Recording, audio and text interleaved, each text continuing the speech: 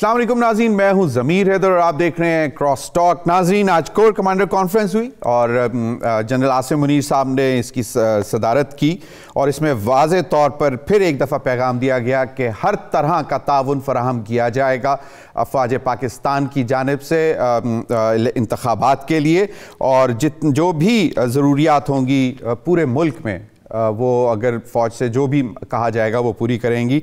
और इस core commander conference में यकीनन एक दफ़ा फिर इस बात के अज़म का जो है वो अदा किया गया कि किसी भी तरह दुश्मन को, पाकिस्तान को गैर मुस्तहकम करने की इजाज़त नहीं दी जाएगी, और जो अंदरूनी और बैरूनी ख़तरात हैं उन सब का जायज़ा भी लिया गया। और ये सारी सूरत हाल यकीनन, और फिर जो SIFC के तहत जो मंसूबे चल रहे हैं, फिर बिजली चोरी, मनी लॉन्ड्रिंग और जो भी मामलात जो इनिशिएटिव लिए गए हैं, उसमें जब भी किसी भी इदारे को ज़रूरत पड़ेगी फ़ौज की, वो उसमें अपनी जो है ताउन फराहम करेंगे। इस बात की भी आज दोबारा बताया गया कोर कमांडर्स कॉन्फ्रेंस में। और नाज़रीन, अब जहाँ पे फ़ौज हर किस्म के ताउन का यकीन दिला रही है, वहाँ पे मौलाना फजलुर रहमान साहब आज फिर अपने तहफ़्फ़ुज़ात का इज़हार कर रहे हैं, और वो कह रहे हैं कि एक तो ये मौसम, ऊपर से लॉ एंड ऑर्डर सिचुएशन, और अगर मेरा एक कारकुन भी शहीद हुआ तो उसकी ज़िम्मेदारी जो है वो चीफ़ इलेक्शन कमिश्नर और हमारी अदलिया पर होगी। और ये सारी सूरत हाल तो चल ही रही है, लेकिन फिर पाकिस्तान पीपल्स पार्टी की तरफ से शायद ये कहा जा रहा है कि जनाब इंतखाबात में जो है वो ताख़ीर की बात करने की कोशिश की जा रही है। नून लीग की भरपूर कोशिशें जारी हैं। आज शहबाज शरीफ साहब कराची में थे, MQM से मुलाकात हुई, वहाँ पे उन्होंने जो पेशावर हाई कोर्ट का फ़ैसला था उस हवाले से अपने तहफ़्फ़ुज़ात का इज़हार किया। जो बल्ले का निशान वापस PTI को देने के हवाले से था फ़ैसला, उन्होंने कहा कि ये इख्तियार जो है वो इलेक्शन कमीशन का था और पेशावर हाई कोर्ट का, जिसका कोई इख्तियार नहीं बनता था पूरे पाकिस्तान के हवाले से, ये फ़ैसला दिया गया कि जी बल्ले का निशान दे दिया जाए। और इन्हीं तमाम मामलात पर बात करने के लिए मुझे किया है महमूद मौलवी साहब, सीनियर रहनुमा IPP इस्तेकाम पाकिस्तान पार्टी सदर सिंध। बहुत बहुत शुक्रिया महमूद मौलवी साहब। राना एहसान अफजल, सीनियर रहनुमा पाकिस्तान मुस्लिम लीग नून, बहुत बहुत शुक्रिया आपका भी।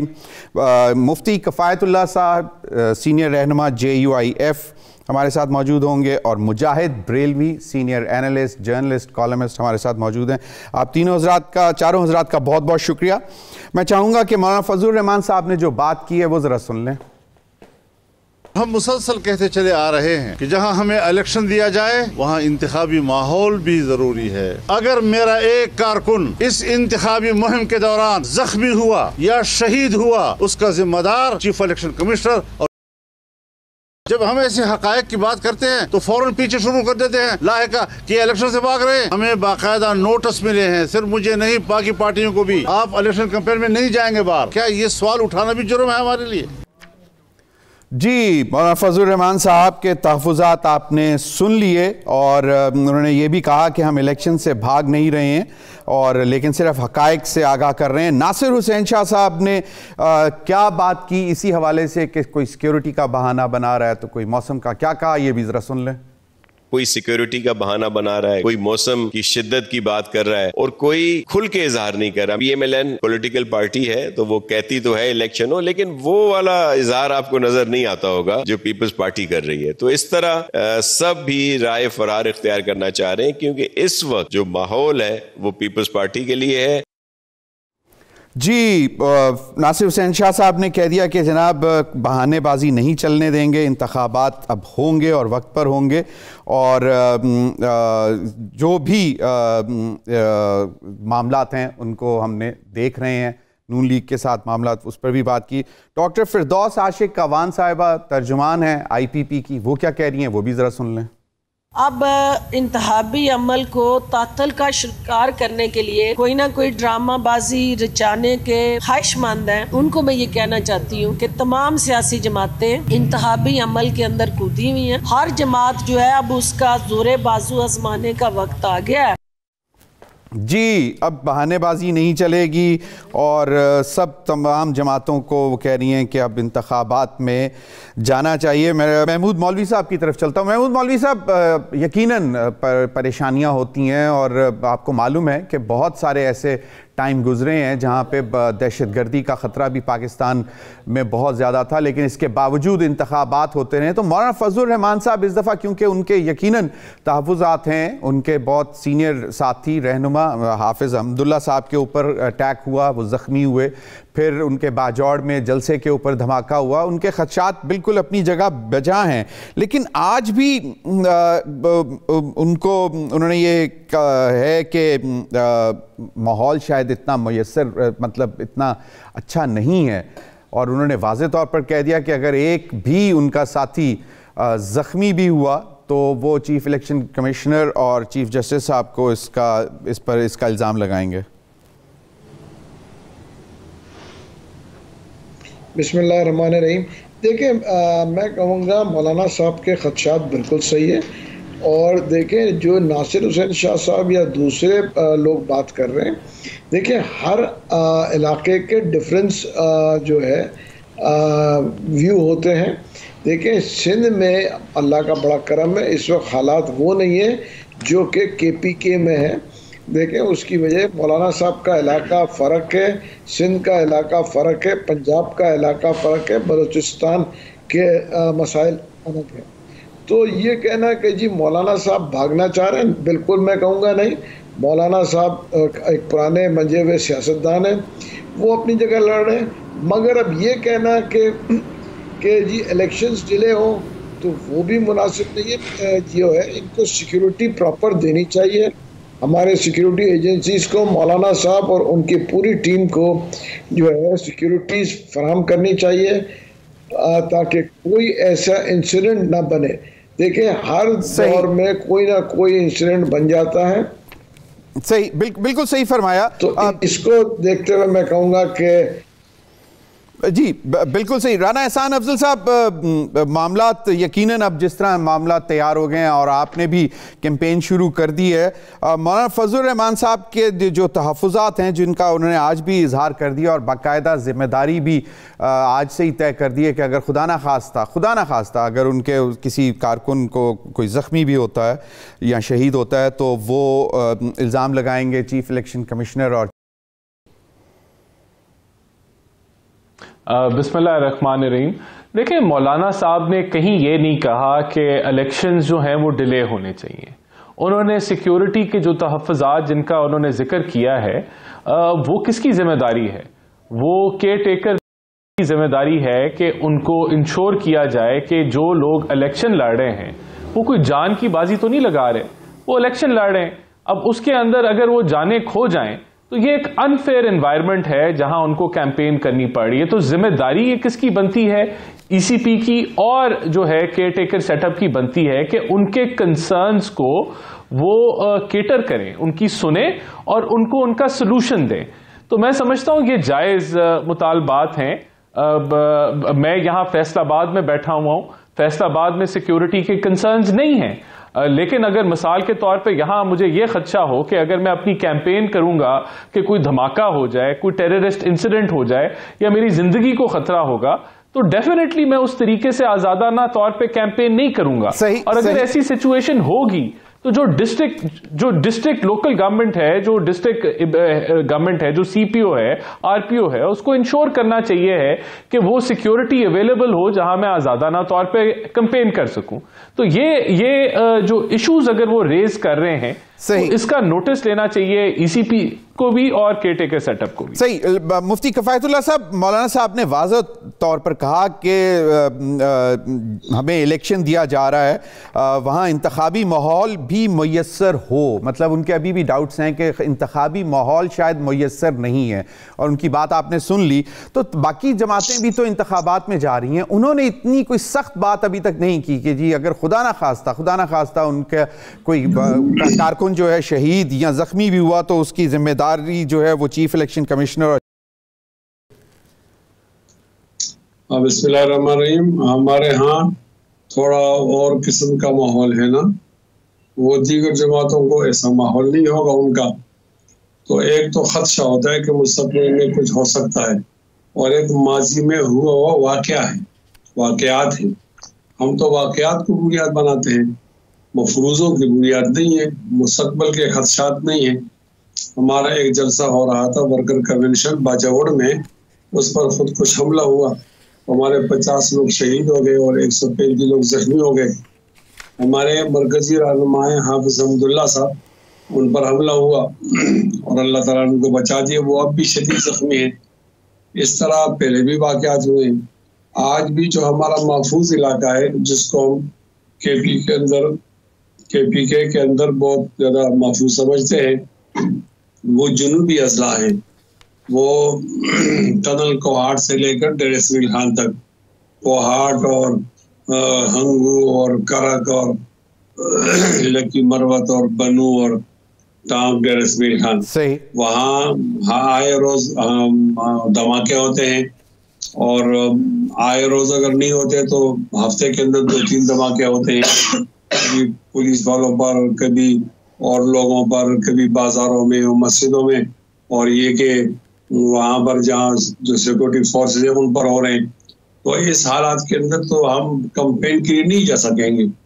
जब हम कंपेन के लिए नहीं जा सकेंगे तो ये कंपेन हो जाएगी -1 पार्टी, कि हमें मौका नहीं मिला कि हम लोगों को बहुत मोबिलाइज करने थे। तो इस पर सवाल आ जाएगा कि ये ठीक है या गलत है, ये इलेक्शन फेयर है या फेयर नहीं। मुफ्ती साहब आज कोर कमांडर कॉन्फ्रेंस हुई, जिसमें फौज ने एक दफा फिर इस बात की यकीन दहानी कराई है कि जिस किस्म का भी ताउन चाहिए होगा वो फराहम करेगी इंतखाबात के लिए, और उसमें प्राइमरी कंसर्न तो सिक्योरिटी का ही है, और वो उसी तरफ इशारा करके बात कर रहे हैं कि जी सिक्योरिटी भी प्रोवाइड की जाएगी। तो फिर आप ये क्यों कह रहे हैं कि अगर आप कैंपेन के लिए नहीं निकल सकेंगे, बाकी जमातें भी तो निकलेंगी ना? मतलब यकीनन जो मुल्क दुश्मन है वो सिर्फ आपके तो नहीं, वो तो बाकी सबके भी दुश्मन है, मुल्क दुश्मन जो होंगे। नहीं ज़मीर, आपको अंदाजा है वो हम ही निशाने पर हैं और लोग नहीं हैं, और लोग तो बाकायदा कैंपेन कर रहे हैं, और हम निकलते हैं तो हमारे ऊपर इस तरह के हमले होते हैं। हम इस जुमले के 2 अज्जा हैं, एक ये कि इलेक्शन को मुलतवी करो, और दूसरा ये कि नहीं इलेक्शन होने तो हमें सिक्योरिटी फराहम करो। तो हमारा जुमला तो दूसरा। एक मिनट मुफ्ती साहब, मतलब सॉरी, आपके क्या 2 जो मुतालबात हैं वो क्या हैं? या तो इंतखाबात को मुलतवी कराओ या फिर सिक्योरिटी इंश्योर करो। मुझे जरा करेक्ट कर दीजिएगा, सही मैंने समझा है आपकी बात को? करेक्ट करने की जरूरत है ना। मैंने कहा इस जुमले में 2 बातें हैं मौलाना साहब की प्रेस कॉन्फ्रेंस में, एक है इलेक्शन का इल्तवा और एक है सिक्योरिटी का फराहम करना। तो मौलाना साहब ने तो ये नहीं कहा कि इलेक्शन मुलतवी करो, इलेक्शन हो, हम तो इलेक्शन में जाएंगे, इस मुश्किलात के बावजूद भी जाएंगे, लेकिन हम कहते हैं कि हम सिक्योर तो हों, हमारे लोग महफूज हों। ये तो हमारा दुनिया की मुतालबा है। सही, अगर ये मुतालबा बिल्कुल जायज मुतालबा है जी, बिल्कुल। मुजाहिद बरेलवी साहब, मौलाना साहब का मुतालबा सामने आ गया। नासिर हुसैन शाह साहब का ख्याल है कि जी कोई सिक्योरिटी का बहाना बना रहा है तो कोई मौसम का, और डॉक्टर साहिबा फरमाती हैं, डॉक्टर फिरदौस आशिक अवान साहिबा के जनाब बस सब कुछ और नहीं है, अब सिर्फ इंतखाबात हैं, बस तैयारी पकड़ें। मुजाहिद बरेलवी। देखें, एक तो ये तमाम जो मोहतरम हमारे मेहमान बैठे हैं अपनी अपनी पार्टियों की नुमाइंदगी कर रहे हैं, इनका वही मौक़िफ़ होगा तो इनकी पार्टी का मौक़िफ़ है। इसीलिए मुझे ज़मीन आमतौर पर ज़रा ये मुश्किल होती है कि हम राना साहब में नून लीग का ही मौक़िफ़ देंगे ना, वो तो नहीं देंगे जो दूसरा हो। या इस तरह हमारे हज़रत मौलाना फजल रहमान मेरे लिए बड़े काबिल एहतराम हैं, ज़ाती तौर पर भी मुफ्ती साहब हुए उनसे मुझे है, और इसी तरह हमारे मौलवी साहब का।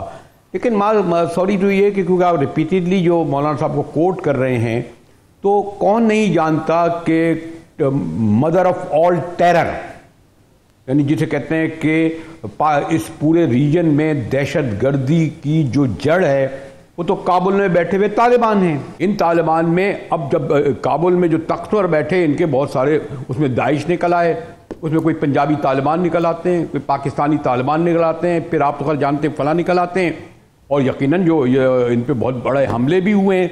लेकिन आज भी जो है, अभी आपने गौर किया होगा कि हज़रत मौलाना साहब ने कहा जी हमें काबुल से दावत आई है। पिछले 1 साल में, अभी आपने शायद फिगर्स पढ़े होंगे, 90% खुदकश हमलों में इजाफा हुआ है। और ये वो तमाम लोग हैं जिन्हें पाकिस्तानी गवर्नमेंट ने ऑफिशियली कहा है इन तालिबान को, काबुल में बैठी हुई तालिबान गवर्नमेंट उनकी पुष्पनाही कर रही है, वहां से इनको अस्करी और माली इमदाद मिल रही है। तो फिर मुजाहिद भाई, लेकिन मौलाना फजल रहमान से मुफ्ती आपको ये कहना चाहिए था, मौलाना फजल रहमान के अभी भी उन्होंने कहा कि मैं काबुल जाऊंगा। तो आप ये बताइए कि जो पिछले 20 साल से तालिबान का बयानिया पाकिस्तान में कौन तरवीज कर रहा है? बेनजीर भुट्टो की जो शहादत 2 दिसंबर 2007 में हुई थी वो तो कबूल की थी उन लोगों ने। तो मैं इसलिए कहूंगा कि जनाब आपके साथ जाती हो रही है, लेकिन 90% जो हमले हुए हैं आर्मी पब्लिक स्कूल पे हुआ, कितनी की तफसील में जाऊं, या जो खास तौर पे जो ईरानी बॉर्डर से मकरान में हो रहे हैं उसको तो आप उस तरह नहीं देखते। आप आज तक काबुली तालिबान को कंडम नहीं करते, ऐसा है नहीं तो कर दें। मुफ्ती साहब से पूछें कि क्या आप नहीं समझते कि काबुल में बैठे हुए तालिबान पाकिस्तान में होने वाली दहशतगर्दी, चाहे वो पंजाबी तालिबान कर रहे हो, पाकिस्तानी कर रहे हो, उनको वो सरपरस्ती करते हैं, माली और अस्करी इमदाद देते हैं? सही, लेकिन हम बाकायदा तौर पर उनके जो यहाँ पे हैं एम्बेसडर, उनको बुला के डिमार्श भी किया गया है और उनको कहा भी गया। मौलाना फजल रहमान साहब से भी मुलाकात हुई उनके वफद की और उन्होंने यकीनन अपने तहफ़्फ़ुज़ात का इज़हार किया होगा। लेकिन आपका थोड़ी है वो, तो आज तक एक भी मुल्क ने इसे तस्लीम नहीं किया। नहीं, हम तो सिवाय मुफ्ती साहब की पार्टी के किसी ने एक्सेप्ट नहीं करा। मैं मुफ्ती महमूद साहब एक्सेप्ट नहीं करा, सॉरी तालिबान गवर्नमेंट को नहीं। मुफ्ती कफ़ायतुल्लाह साहब बेहतर इस बात को जानते होंगे कि बहुत दफ़ा हमने ये सुना कि मौलाना फजल रहमान साहब ने ये क्लेम किया कि मैं अगर जाके बात करूंगा तो वो मेरी बात सुनेंगे, चाहे वो तालिबान हो या दूसरे तालिबान हो। क्यों मुफ्ती साहब ऐसा करते हैं आप लोग? यानी आप क्या बात करें, ये इतना आसान है मामला? आपका देखिए क्या हो रहा है पिछले 90% हमले, 90% हमलों में 376 हमले हुए हैं। बिल्कुल, हमारे सबसे ज्यादा सिक्योरिटी एहलकार, हमारे फौजी भाई शहीद हुए हैं, फिर आम सिविलियन शहीद हुए हैं, हमें इकोनॉमिक बहुत लॉस हुआ है, नो डाउट अबाउट दैट। मुफ्ती साहब इस बात को कंफर्म करें कि मौलाना फजल रहमान साहब की इज्जत तो की जाती है। मुजाहिद साहब ने जिस बात की तरफ इशारा किया है वो तफसील तलब मामला है। चलें इस पे फिर मेरे ख्याल में एक तफसीली बहस होनी चाहिए, तफसीली नशिस्त हो उस पर, लेकिन इस पर फिर बात करेंगे। अभी मुझे ब्रेक का कहा जा रहा है, जाएंगे नाज़रीन, ब्रेक के बाद वापस आएंगे। तो जो मियाँ शहबाज शरीफ साहब आज कराची में थे और उनकी MQM पाकिस्तान से मुलाकात भी हुई और उसके बाद फिर उन्होंने जो बात की और उन्होंने पेशावर हाई कोर्ट के फैसले को तनकीद का निशाना बनाया और उन्होंने इस बात का इजहार किया कि शायद लाडला एक दफ़ा फिर जो है उसको सहूलत मिल रही है। ब्रेक के बाद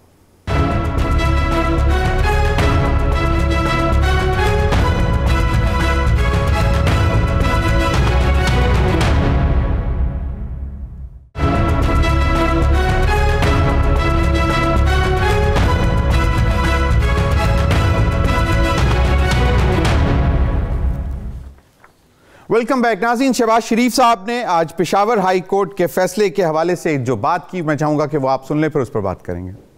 पेशावर हाई कोर्ट का जो फैसला आया है वो इलेक्शन कमीशन के इख्तियार पर हमले के मुतरादिफ है। एक सूबे की हाई कोर्ट है, वो किस तरीके से पाकिस्तान भर के मामले को वो उसका फैसला दे सकती है, वो किस तरह पूरे सूबे का एक हाई कोर्ट पाकिस्तान भर के मामले पर फैसला दे सकती है, ये बात की राना एहसान अफजल साहब आज फिर मियाँ शहबाज शरीफ साहब ने कहा कि जी वो लाडला जो है उसको सहूलत मिल रही है और हाई कोर्ट से, और फिर उन्होंने फिर वही RTS वाली बात भी आज दोहराई कि जिस तरह 2018 में RTS बिठाकर उनके वोट खाए गए, पंजाब में उनकी हुकूमत बनती थी। तो ये क्या मामला है, क्यों उसको उनको भाई एक हाई कोर्ट का फैसला है, इसमें लाडलापन कहाँ से आ गया?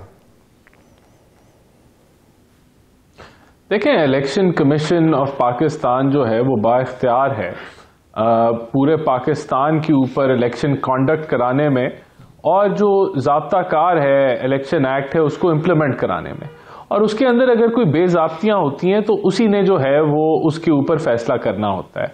अब अगर सूबाई हाई कोर्ट जो है एक फेडरल लेवल के अदारे के ऊपर उसको रोक दे अपने काम करने से, तो डेफिनेटली इसके ऊपर जूरिसडिक्शन का सवाल उठता है। और ECP का जो इतराज़ है कि फिर हम अपना काम कैसे करें, अगर हर जो हाई कोर्ट है वो हमें रोकना शुरू कर दे तो हम कैसे आगे बढ़ सकते हैं, तो डेफिनेटली ये एक जेन्युइन सवाल है जो जवाब तलब है। इसके अलावा देखें, बात यह है कि तोशाखाना भी हुआ, फॉरेन फंडिंग भी हुई, 9 मई के वाकयात भी हुए, लेकिन जो अदालतों का जिस तरीके से रवैया है कि वो बेल्स पे बेल्स देने के लिए तैयार है, जबकि ये फैसिलिटी हमें तो नहीं अवेलेबल थी। नहीं तो आपका ख्याल है कि जो साइफर के ऊपर सुप्रीम कोर्ट का जो फैसला आया उसके बाद आपको लगता है कि जी अगेन कोई कहते हैं सहूलतकारी शुरू हो गई है साबिक चेयरमैन पीटीआई की, और इस फैसले के बाद?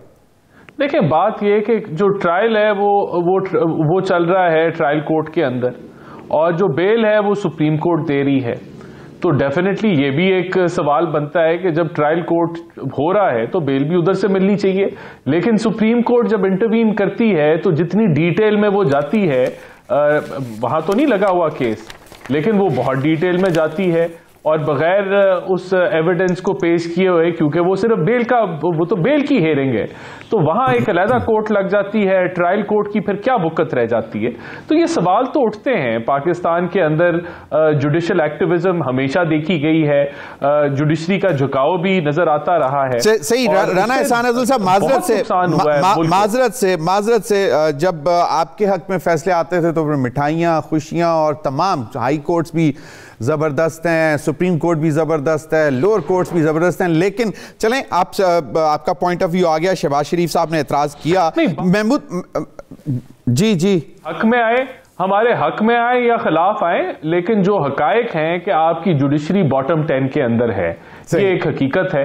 और जुडिशरी ने पाकिस्तान की मईशत को और सियासत को अपनी जुडिशल एक्टिविज्म की वजह से बेइंतहाशा नुकसान पहुंचाया। चले, आपका पॉइंट आ गया। महमूद मौलवी साहब, आप क्या समझते हैं? देखिए, एक चीज तो मैं भी अग्री करता हूं शहबाज शरीफ साहब के स्टेटमेंट से कि अगर देखें हर चीज जो है कोर्ट्स आके इंटरवीन करना, इतने वक्तन पर वक्तन इंटरवेंशन होगा, तो वो इदारे काम कैसे करेंगे? आप ये देखें ना, आप इलेक्शन कमीशन ने अगर जो भी फैसला किया है, गलत किया है, सही किया है, मगर आप मुझे बताएं ना, हर चीज के ऊपर स्टे ऑर्डर आ जाए, ठीक है ना, और जो है उनके काम नहीं कर, कल को जब रिजल्ट्स आएंगे वो कहेंगे जी ये रिजल्ट्स हम एक्सेप्ट नहीं करते हैं, ये इलेक्शन को एक्सेप्ट नहीं करते हैं, और कोर्ट कहेगा कि जी बिल्कुल जी इसके ऊपर तो स्टे हो जाना चाहिए, ये इलेक्शन ही को ना इन्वाइट कर दे, तो फिर ये मुल्क आगे कैसे चलेगा? देखिए, हमें इस मुल्क को चलाना है। देखिए, जब शुगर इंडस्ट्री के ऊपर कि जी चीनी की कीमतें कम करने का हुआ, वो स्टे हो गया, आज तक वो चल रहा है। आप देखें, अवाम के रिलीफ मिलना चाहिए था ना, कि चीनी के इतना महंगा नहीं होना चाहिए था, उसके ऊपर स्टे दे दिया। कल जो है वो कहते हैं कि जी इस महंगाई को कम करो, वो कहेंगे नहीं जी स्टे। निजकारी की बात करते हैं जो कि मुल्क के मफाद में, उसके ऊपर आ जाता है स्टे। खैर, अब तो उसकी लेजिस्लेशन आ गई है, वो खदशात तो अब खत्म हो जाने चाहिए। मुल्क तरक्की नहीं कर पाएगा। सही, लेकिन महमूद मौलवी साहब, इससे तासुर ये मिलता है कि शायद कोई खौफ है बाकी जमातों में कि अगर बल्ले का निशान वापस पीटीआई के पास चला जाता है तो वो शायद आप लोगों को परेशानी पैदा हो रही है। मैं चाहूंगा मुफ्ती कफायतुल्लाह साहब से भी इस पर पॉइंट ले लूं। मुफ्ती साहब, आपका क्या ख्याल है कि ये ठीक है, क्या फर्क पड़ता है? बल्ले का निशान है, आप लोग तगड़े हैं, सब इकट्ठे 16 महीने आपने हुकूमत की है, आप लोगों को क्या खौफ है, चाहे वो बल्ले पे लड़े, चाहे वो बॉल पे लड़े? मैं इसका जवाब भी देता हूँ और एक कर्जा भी चुकाता हूँ। तो मैं ये कह रहा था कि एक दो मुल्कों के दरमियान एक बात तो मौजूद है ना, और वो हम एक दूसरे से गिले करते हैं। अगर कोई ऐसी शख्सियत है कि दोनों मुल्कों के दरमियान वो यकसा मकबूल है और वो जाकर इन दोनों ममालिक के मसले हल करें, तो ये तो मुल्क के लिए अच्छा है। जो मुजाहिद बरेली साहब की खिदमत में अर्ज की। ठीक जी। अभी जब आपने दूसरा सवाल किया तो मैं तो कहता हूँ, अलल ऐलान कहता हूँ, बबांग जुहन कहता हूँ कि आईन के मुताबिक तमाम सियासी जमातों को बराबर के मौके देने चाहिए और उनका जो पसंदीदा निशानी इंतखाब है वो भी देना चाहिए। अब अगर बल्ला मिल गया पीटीआई वालों को तो कौन सी क्या मत आएगी? वो बल्ले के साथ आए। सॉरी महमूद मौलवी साहब, बिल्कुल सही। मैं एक करेक्शन कर दूं, वो NA-91 रिटर्निंग ऑफिसर के हवाले से 2 तारीख को चीफ जस्टिस साहब 3 रुकनी बेंच जो है इलेक्शन कमीशन की अपील सुनेंगे, ये बल्ले वाले मामले पे नहीं। जी मुफ्ती साहब, बात मुकम्मल करिएगा। जी, मैं तो इसके हक में हूँ कि सियासी जमातों को जकड़ा न जाए, पाबंद किया जाए और उन्हें इंतखाबी निशान से महरूम न किया जाए। कौन सी क़यामत आ जाएगी? अगर लोगों ने उसको वोट दी तो पाकिस्तानी जमात है, पार्टी है, बाहर की तो नहीं है। बहरहाल मैं इस ख्याल को बहुत मुस्तरद करता हूँ कि अगर पीटीआई को बल्ले का निशान मिल गया तो ये क़यामत आ जाएगी, और अगर नहीं मिला तो खैर हो जाएगी। नहीं, उनको बल्ले का निशान दे देना चाहिए। और मवाक़ी नहीं तो मियां शहबाज शरीफ साहब इतना वावेला मचा रहे हैं कि जी एक पेशावर की जो है सूबाई हाई कोर्ट ने एक फेडरल इदारे के खिलाफ के ऊपर जो है हमला किया। नहीं, ये तो इतनी बात तो माकूल है कि अगर कोई बात थी तो पीटीआई के अहबाब जाते इस्लामाबाद हाई कोर्ट में और सुप्रीम कोर्ट में जाते, वो चले गए वहां पर पेशावर में। इसका माना ये कि पेशावर में इसलिए गए कि वहाँ पेशावर में कोई उनको रियायत मिलनी थी, तो ये बात इन्होंने भी ठीक किया। और अगर पेशावर हाई कोर्ट तो फिर सुप्रीम कोर्ट का जो साइफर का जो फैसला है तो वहां से भी रियायत मिलनी थी, इसलिए वहां पे गए हुए थे मुफ्ती साहब। मतलब ये साइफर केस में नहीं, देखो आप यहाँ रहते हैं, आपके जुरिस्डिक्शन में नहीं है। आप पेशावर में जाकर आप पूरे मुल्क के निजाम की बात करते हैं ना, आप इलेक्शन कमीशन पर पाबंदी लगाते हैं, उनकी राय तब्दील करते हैं। सही, चलिए आपका पॉइंट आ गया। सारे इख्तियार में नहीं है ना। सही, ये इसमें शक पाया जाता है। सही, आप किसी तो माहिर कानून बताएंगे, लेकिन बेहतर होता कि अपनी शिकायत कौन से करते उनको रियायत दे। सही, चलें, लेकिन आपको खौफ किसी को बिल्कुल नहीं है। मुजाहिद बरेलवी साहब, शहबाज शरीफ साहब की बात आपने सुन ली और वो कह रहे हैं कि ये हमला है एक फेडरल इदारे के ऊपर हाई कोर्ट की जानिब से। आप इसको कैसे देखते हैं मुजाहिद बरेलवी भाई? देखिए, एक तो ये कि बदकिस्मती से अभी अब वही फिर बात है ना कि राना साहब तो नून लीग की बात करेंगे, मौलवी साहब अब बहरहाल यहाँ इलेक्ट हुए थे, बल्ले पे हुए थे, पता नहीं काय पे इलेक्ट हुए थे, बड़े भारी अक्सरियत से पहली बार कराची में। अब खैर उनको पता नहीं क्या निशान मिला है, मुझे नहीं पता, मैं उसकी माजी में नहीं जाऊँगा, अच्छा नहीं लगता, मेरे काबिल एहतराम है कि किस पार्टी में थे, कौन सी इस्तेहकाम या दरअसल जो भी पार्टी है उसकी तरफ से। देखिए, उस वक्त भी जब साकिब निसार ने को यह हक़ किसने दिया था कि वो मियाँ साहब को अगर सज़ा देते, यही नहीं, उन्होंने उनको पार्टी की सरबराही से हटाया, उन्हें सारी ज़िंदगी के लिए नाअहल करार दिया।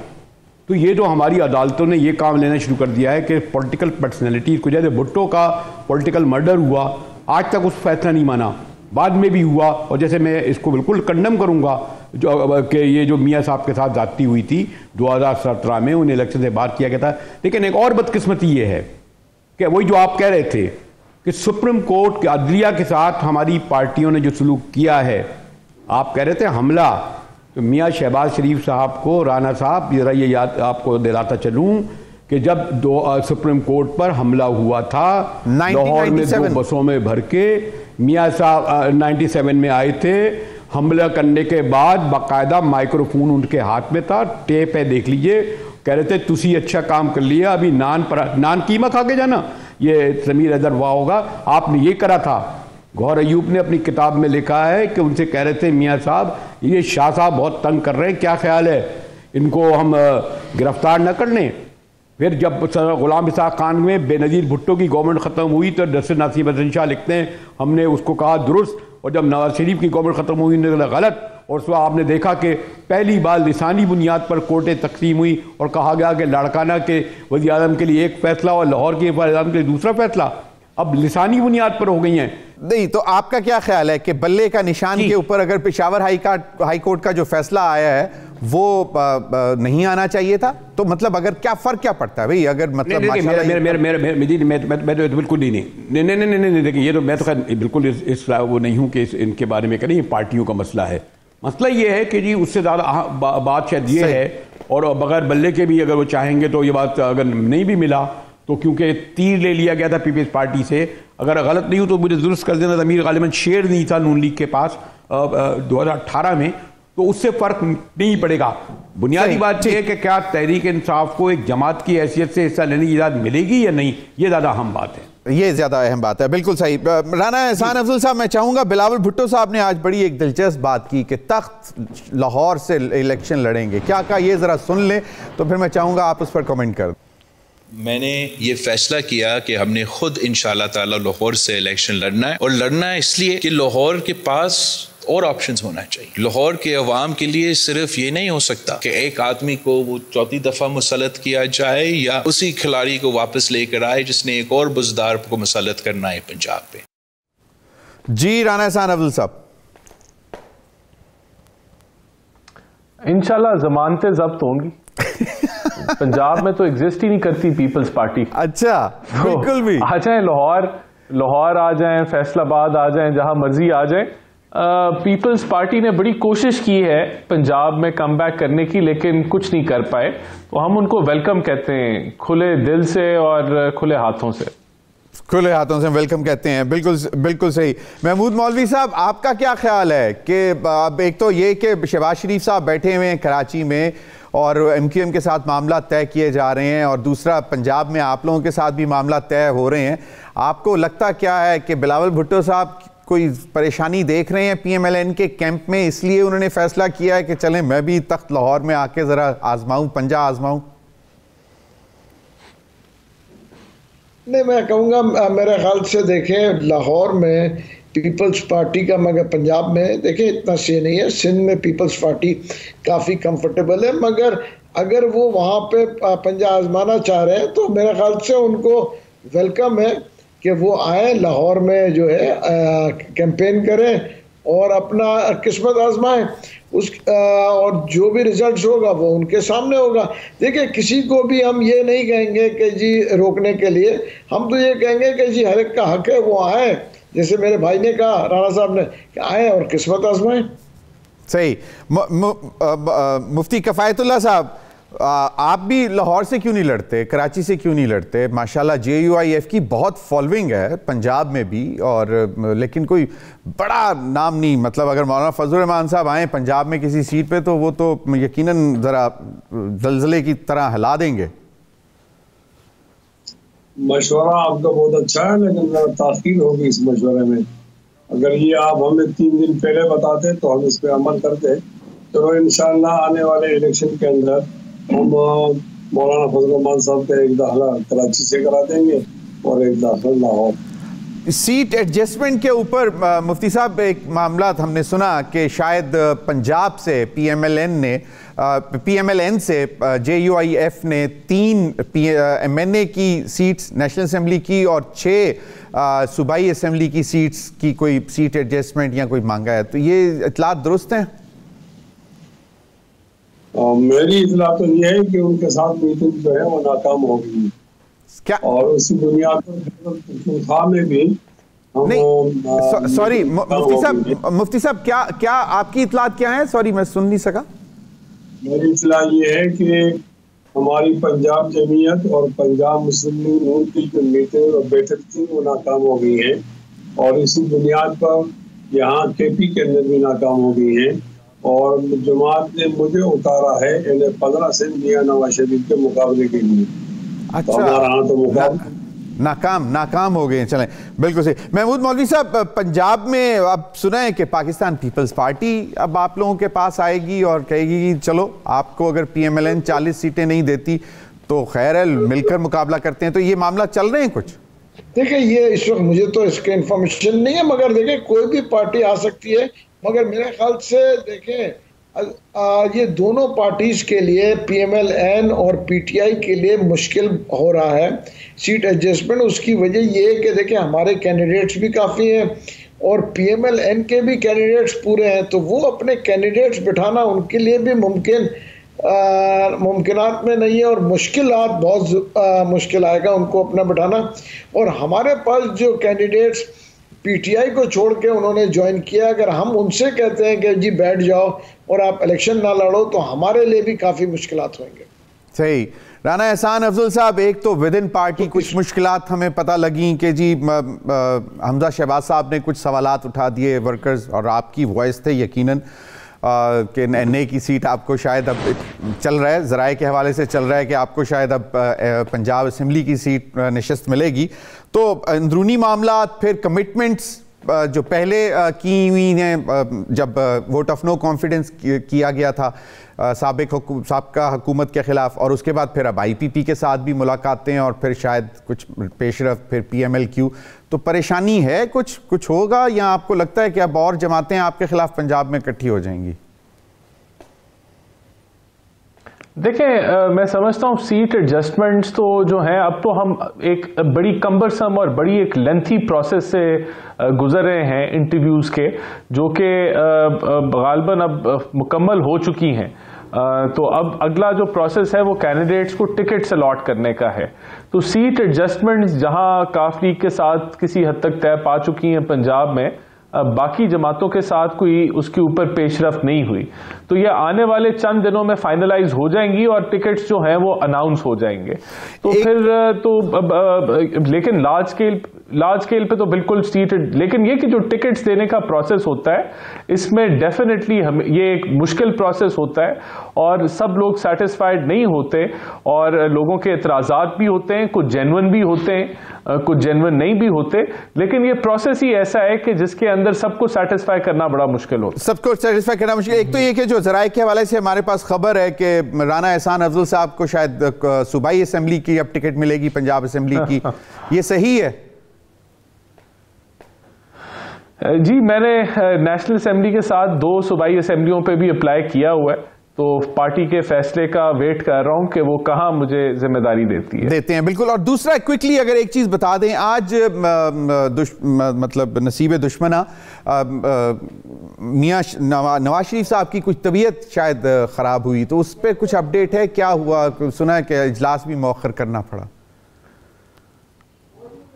जी, मेरे ख्याल से उनको जो है वो थोड़ा फीवर और इस तरह के मामला थे, जिस तरह लाहौर में काफ़ी वायरल जो है वो फ्लू और चीज़ें फैली हुई हैं, तो मेरे ख्याल से वो उसके ज़ेरे अताब आए, वो रेस्ट कर रहे हैं। इंशाल्लाह उम्मीद है कि कल वो दोबारा जो मीटिंग्स हैं उनको कंडक्ट करेंगे। सही, बहुत बहुत शुक्रिया आप चारों हजरात का। नाज़रीन, वक्त हुआ एक ब्रेक का। हाजिर होंगे तो हमारे साथ होंगे डॉक्टर अरशद वोरा, सीनियर रहनुमा MQM पाकिस्तान, और उनसे बात जानने की कोशिश करेंगे कि आज मियां शहबाज शरीफ साहब के साथ जो नशिस्त थी वो कैसी रही। ब्रेक के बाद।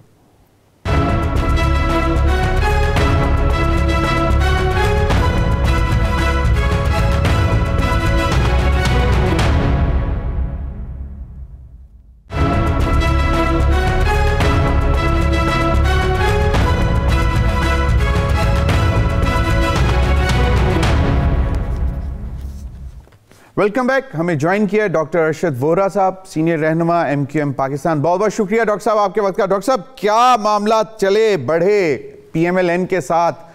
आज प्रेसिडेंट मौजूद थे कराची में, मियां शहबाज शरीफ साहब।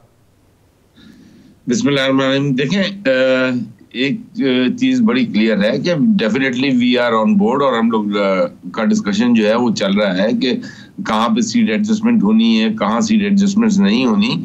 और डेफिनेटली मीडिया पे जिस तरह की बातें हो रही है, 242 बल्दिया कॉलोनी की जो सीट है जहाँ पे मुस्तफा कमाल ने अपना इलेक्शन लड़ा था और उसी वक्त अनाउंस कर दिया था उन्होंने आज से कोई 1.5-2 साल पहले कि भाई अगला इलेक्शन भी मैंने यहीं से लड़ना है। उसके बाद मेरे ख्याल से कोई 800 या 1000 दिन बने होंगे जिसमें कोई दिन ऐसा नहीं होगा कि शायद उन्होंने बल्दिया कॉलोनी में उस हल्के में अपना वक्त ना गुजारा हो। तो वो उनकी एक इमोशनल अटैचमेंट है उस हल्के से, और डेफिनेटली वो उसी हल्के से खड़े होंगे, उसमें कोई दो राय नहीं है। और जहां तक ताल्लुक है बाकी चीजों पे बातचीत होगी और वो चल रही है। और जिस तरीके से आपको पता है कि कोई चीज भी जो है मतलब वो फुल स्टॉप नहीं होती, डिस्कशन है, it will carry on. And definitely हमारा जो है ये इत्तेहाद सिर्फ इसलिए नहीं है कि हमने इलेक्शन जीतना है, हमारा ये इत्तेहाद इसलिए है सिंध में बिलखुसूस कि हम पीपल्स पार्टी की 15 साल आमराना जारियत, आमराना हुकूमत जो भी उन्होंने किया उससे हमें छुटकारा हासिल करना है। और हमें अपने लिए छुटकारा नहीं हासिल करना, हमें इस अवाम के लिए छुटकारा हासिल करना है। जैसा कि अभी आपने देखा कि कल जो है मोहतरमा बेनज़ीर शहीद भुट्टो की बरसी पे बिलावल साहब ने वो जो 10 पॉइंट का अपना मैनिफेस्टो दिया है, मंशूर दिया है, वो मंशूर क्या है? वो मंशूर जो है, उस मंशूर ने तो आवाम को लाचार करके रख दिया। वो तो ये चाह रहे हैं कि आवाम को 5-5, 10-10 हज़ार रुपए के कार्ड, भूख इफ्लास कार्ड, तो हेल्थ कार्ड, तो फलाना कार्ड, तो दिमाग का हारी card, I mean starting from Benazir income support card से लेकर आज शुरू होकर उन्होंने कल के 10 पॉइंट एजेंडे में 7-8 कार्ड गिनवा दिए।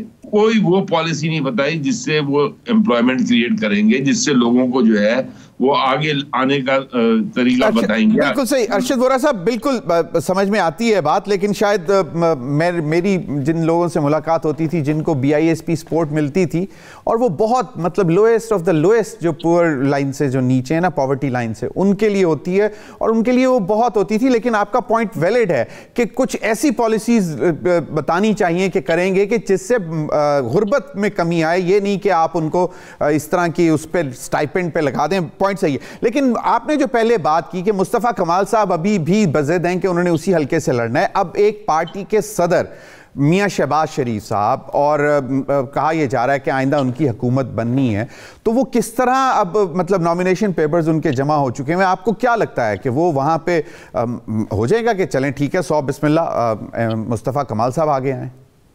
देखिए, वो मेरे ख्याल से वो विड्रॉ कर लेंगे, जहां तक मुझे लगता है वो विड्रॉ कर लेंगे। वैसे उनकी मर्जी है, उनकी पार्टी की पॉलिसी है, और जैसा कि मैंने कहा, आपने कहा कि मुस्तफा कमाल बज़िद नहीं है, ये जिद का मामला नहीं है, ये मामला है उस इलाके के लोगों की मुस्तफा कमाल के साथ अटैचमेंट का। Mustafa Kamal has spent more than 1000 days over there. Mustafa Kamal ने दिन रात अपना वहां पे गुजारा है, तो मुस्तफा कमाल को उस इलाके के लोगों से मोहब्बत है, उस इलाके के लोगों के इश्यूज को एड्रेस किया मुस्तफा कमाल ने। मुस्तफा कमाल अंडरस्टैंड दैट एरिया।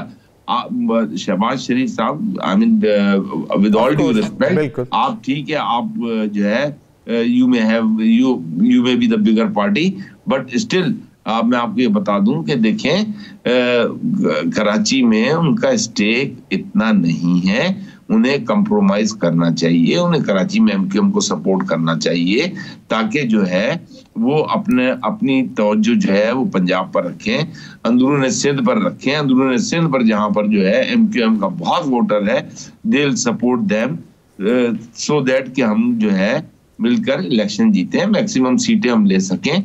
तो ये कोई इतना बड़ा इशू नहीं है जितना बड़ा इशू बनाया जा रहा है। And 240 is not a big issue. ये जो है मैं समझता हूँ कि PMLN वुड अंडरस्टैंड दिस, इसमें कोई दो राय नहीं है। बिल्कुल सही। डॉक्टर अर्शद वोरा साहब, अब आप अभी तक जो इतलात थी GDA, JUIF, MQM पाकिस्तान और PMLN, ये 4 पार्टियों का इत्तेहाद against one, and that is Pakistan Peoples Party. Peoples Party वाली कहते हैं कि हम तो ये पता नहीं हमेशा से ये भुगतते आए हैं कि हम उनके खिलाफ तमाम जमातें इकट्ठी हो जाती थी, लेकिन फिर भी वो बहुत कंफर्टेबल हैं, और वो कहते हैं कि 2008 से बेहतर किया 2013 में, 2013 से बेहतर किया 2018 में, सिंध की बात कर रहा हूं, और इस दफा वो कहते हैं कि उससे भी बेहतर होगा। और क्योंकि कुछ लोग वापस भी उनके साथ वापस आ गए हैं जो नाराज हुए थे, जो बाकायदा इलेक्टेबल्स हैं। देखें, एक चीज तो आप समझ लें, बिल्कुल मैं समझता हूं कि सिंध के अवाम को भी समझनी चाहिए, पूरे पाकिस्तान की अवाम को नजर आ रहा है। कल जरदारी साहब ने अपनी तकरीर में बात कही कि वफाक जो है उसके पास पैसा नहीं है। बहुत सही कहा उन्होंने। 22,000 अरब रुपए तो सिर्फ सिंध प्रोविंस को मिला है 15 साल में। उस 15 साल में, जिस 15 साल में आपकी हुकूमत रही है सिंध पर, आपने जो 10 पॉइंट का एजेंडा दिया 15 साल में क्यों उसको इम्प्लीमेंट नहीं किया? आपने 22,000 अरब रुपए जो आपको मिले हैं, तो आपको पता है कि वफाक कमजोर हो गया है, क्योंकि पैसा तो आप ले गए। जो अगर मैं साल की कैलकुलेशन दूं तो इट्स $3 बिलियन, जिस $3 बिलियन के लिए IMF के पास पाकिस्तान पूरा हम जो है गिरवी रखाने को चले हुए हैं, और पाकिस्तान जो है उसकी इकोनॉमिक हालत ऐसी हो गई है, वो $3 बिलियन जो है वो पिछले 6 साल से हम उसके लिए लड़ रहे हैं, और उसके लिए जो है वो तो इनको हर साल मिल रहा है। तो कोई ये तो पूछे कि भाई ये मिल रहा है तो पाकिस्तान की हालत तो नहीं बदली, सिंध की हालत बदल गई क्या? सिंध में इन्होंने क्या, कौन से ऐसे प्रोजेक्ट, अर्शद वोरा साहब, आप नहीं समझते कि ये जो थे बल्दियाती इंतखाबात, इनका बॉयकॉट करके MQM ने अपने साथ ज्यादती की? देखिए, मैं आपको एक बात बताऊं कि बल्दियाती इंतखाबात जो है वो जिस वक्त जो डिसीजन लिया गया था, मैं समझता हूं उस वक्त के हिसाब से वो डिसीजन बहुत सही था, जो कि विदिन 10 डेज प्रूव भी हो गया। और पीपल्स पार्टी ने जब नोटिफाई कर दिया कि भाई कराची की हल्का बंदियां दुरुस्त नहीं है, तो इलेक्शन कमीशन को वो इलेक्शन ही नहीं करवाने चाहिए थे। आर्टिकल 10A के तहत जब हल्का बंदियां, एक पार्टी, रूलिंग पार्टी कह रही है कि हल्का बंदियां गलत है, और उसके 10 दिन बाद, इलेक्शन के 10 या 15 दिन बाद जो है कराची की 53 यूनियन काउंसिल्स निकल के सामने आ गई। नहीं, लेकिन अरशद वोरा साहब, मेरा पॉइंट ये मैंने सवाल इसलिए किया क्योंकि जब आम इंतखाबात की तरफ आप जा रहे होते हैं और जहां पे मुकामी लोकल गवर्नमेंट्स मौजूद होती हैं, तो वो एक बहुत स्ट्रांग पॉइंट होता है जिन जिन की पार्टीज के वहां पे नुमाइंदे इलेक्ट होकर आए होते हैं। मैं उस पॉइंट ऑफ व्यू से बात कर रहा हूं कि ठीक है उस वक्त के जो हालात है, लेकिन अब आपको लगता है कि हो सकता है आप लोग बेहतर परफॉर्म कर जाते, जमात इस्लामी से भी बेहतर। Let me answer to it please. देखें, मैं आपको एक बात बताऊं कि ये जो बल्दियाती इंतखाबात हुए थे, कहाँ 37,000 वोट, कहाँ 3,000 वोट, तो इसको तो इलेक्शन मानना ही बेकार है। दूसरे मैं आपको ये बताऊं, आपकी बात बिल्कुल ठीक है, it's very difficult to contest the election in Sindh province. 15 साल में पीपल्स पार्टी ने, आज देखें, जुडिशरी इलेक्शन नहीं करवा रही, ब्यूरोक्रेसी इलेक्शन करवा रही है, और 15 साल में पीपल्स पार्टी ने 5 लाख लोगों को नौकरियां दी हैं। उन 5 लाख लोगों में 60% कोटा इनका बनता था, 40% जो है अर्बन एरिया का था, जो कि कराची और हैदराबाद है, उस पर भी इन्होंने जाली नौकरियां दी।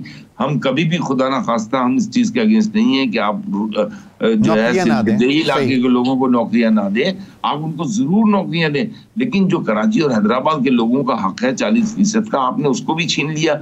आपने तो आज तो इनके लोग बैठे हुए हैं। आप कराची के किसी डिस्ट्रिक्ट में चले जाएं, आप जो है अरशद वोरा साहब, administratively Peoples Party has the command. आपने बल्दियाती इंतखाबात में देख लिया कि वो डाकू जो है वो बैलेट बॉक्स चोरी करके ले जाते हैं, बैलेट पेपर चोरी करके ले जाते हैं। शाम को बैलेट पेपर जो है उस पे तीर के निशान पे स्टैंप लगी हुई आती है, पुलिस स्टेशन के अंदर बैलेट पेपर पे स्टैंप पे लग रही होती है। लेकिन अरशद वोरा साहब, उन्होंने तो पीपल्स पार्टी जिस तरह इंतखाबात का मामला शुरू हुआ, जिस तरह शेड्यूल और वो तारीख आना शुरू हुई, तो उन्होंने कहा कि जी हमारे साथ तो लेवल प्लेइंग फील्ड इन्होंने यहां पे भी खराब कर दी। सिंध के अंदर पीपल्स पार्टी ने कहा, पंजाब की तो खैर वो बात करते ही करते थे, लेकिन उन्होंने तो सिंध के मुतालिक भी कह दिया था कि जी हम मतलब ऐसे ऐसे अफसरों को उखाड़ पिछाड़ की जा रही है जिससे हमें नुकसान पहुंचेगा। कौन से, मुझे आप ये बताएं कि क्या पूरा यहाँ पे हजारों, बल्कि हजारों, मैं कहूँगा thousands and thousands of them, वो सारा तो पीपल्स पार्टी के लोग बैठे हुए हैं।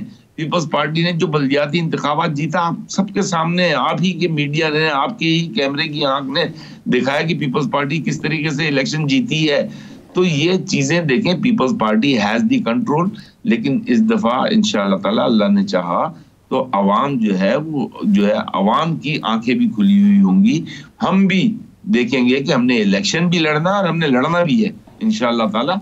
हमने इस तरीके से इनको बिल्कुल क्लियर फील्ड नहीं देनी। इनके पास not only the level playing field, they have their own field setup. इन्होंने अपने मोरे बिठाए हुए हैं। सही अरशद वोरा साहब, लास्ट क्वेश्चन क्विकली अगर मुझे आप रिस्पांस कर दें। बाकी जो 3 जमातें हैं, मतलब सॉरी 2 जमातें जो सिंध में हैं, मतलब GDA है और JUIF के भी माशाल्लाह सुमरो साहब और दीगर बहुत बड़ा वोट बैंक है, अभी उनके साथ मामला कैसे चल रहे हैं MQM पाकिस्तान के? क्योंकि JUI के साथ माशाल्लाह बहुत अच्छे चल रहे हैं, JUI के साथ चल रहे हैं अच्छे, GDA के साथ भी अच्छे चल रहे हैं, but in my personal opinion I think JUI is working better, GDA needs to work better. उन्हें जो है अवाम में जाना पड़ेगा, उन्हें अवाम के अंदर जाकर अपना मैसेज कन्वे करना पड़ेगा, उन्हें पीपल्स पार्टी की 15 साल कारकर्दगी बतानी पड़ेगी कि रूरल सिंध में 22,000 अरब रुपए लेके कौन सा ऐसा बड़ा प्रोजेक्ट लिया है जिससे अवाम को फायदा हुआ। और आज भी अवाम को भिखारी बनाने की बात कर रहे हैं, अवाम की बेहतरी के लिए कोई बात नहीं कर रहे। सही, बहुत बहुत शुक्रिया डॉक्टर अरशद वोरा, आपके वक्त का। नाज़रीन, अब तक के लिए इतना ही, इजाजत दीजिए, अल्लाह हाफिज।